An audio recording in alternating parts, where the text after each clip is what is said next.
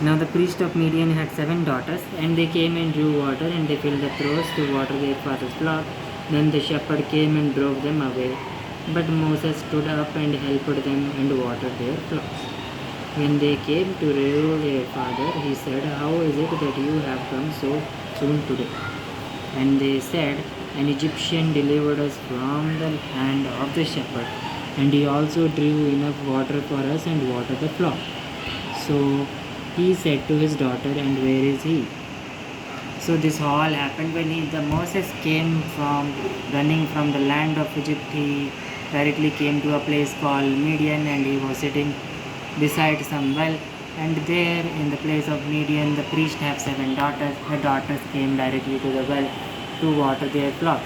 But when they were coming, the shepherds who were already there feeding or watering their flocks, they drove these all daughters away from there and sent them away. But this Moses stood there and told the shepherds that these people have to water their flocks also.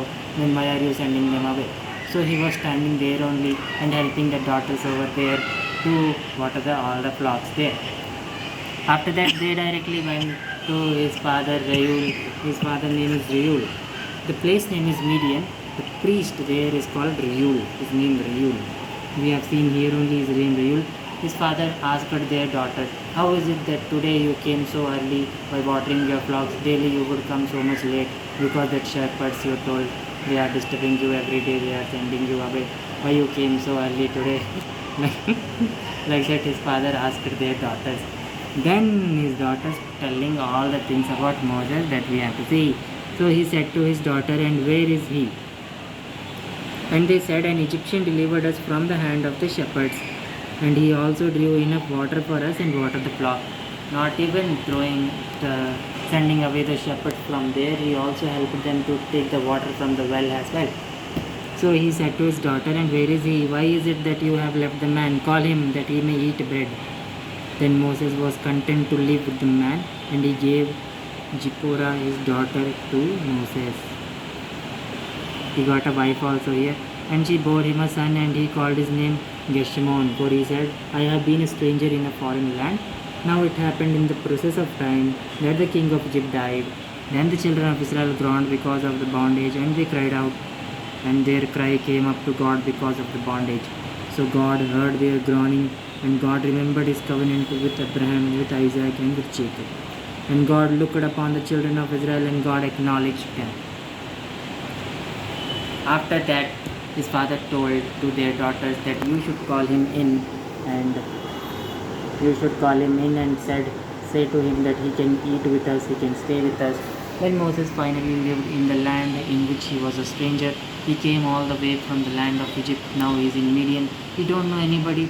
Then after also the priest of that place, Midian, was a very nice person. He took the Moses inside his home just because he given some water to their daughters and threw away that shepherds from the well. For that reason, he taken that Moses into his house and given them some food. And he also given that Moses his daughter Jethro, and after that one son was born to them, his name Grishmon. And after that he put it that name because he was a foreigner in the land of the Midian. All the way from Egypt he came, and he was a foreigner here, he was a stranger here. Then also he got one family there. For that reason he put it his son's name Grishmon. And after that eventually the king of Egypt also died there, Pharaoh also died there. Then after that something happened that these people became so very slavery, that the burden became so hard on them that the king was died there. When the king was leaving, I think something less work they were getting, but now there is no king. That's the reason why they are getting more work there. So in hard bondage they were doing work.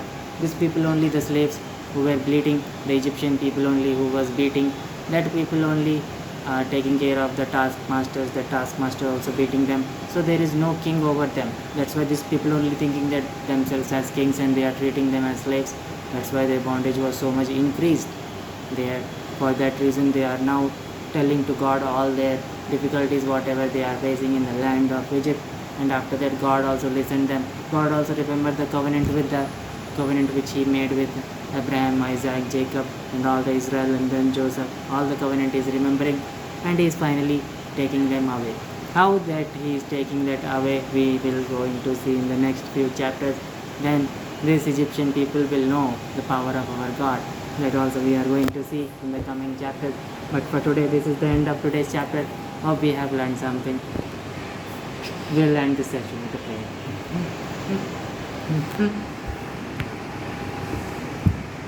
Our Heavenly Father, we have learned so many things, my Father, today, that one male child was born in the land of Egypt, my Father.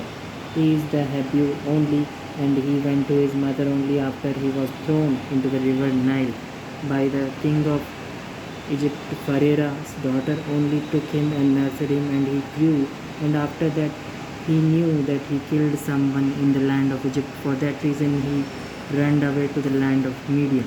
That all things we have learned, my Father. And in the land of Midian also you didn't leave him, but you given him family there also, my Father.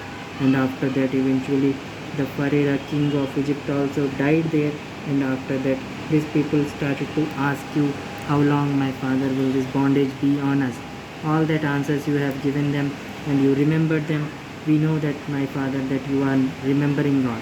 You will never forget us in our difficulties also, my Father. Help us to always lean on you, and help us to always get a solution of our problem from you only, my Father. In the precious name of Lord Jesus Christ I pray. Amen.